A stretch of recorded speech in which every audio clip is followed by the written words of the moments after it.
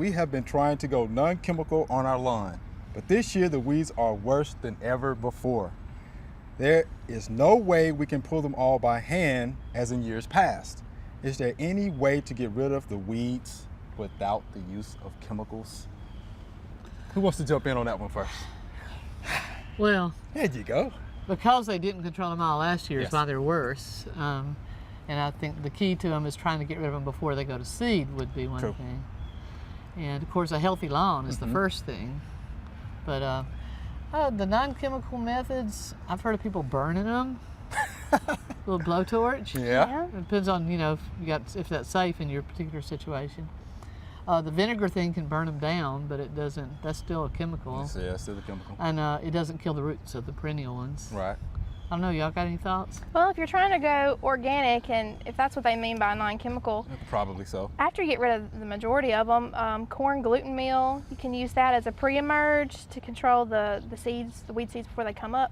But because it's organic, it's not quite as effective as the chemical pre-emerge, so you have to use it over several years for it to really start to create a barrier.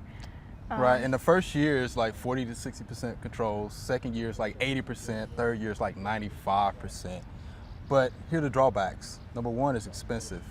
Number two, you have to know the weed and their life cycle, because you're gonna have to reapply this every 4 to 6 weeks. And then here's the third thing, guys, pretty inconsistent results.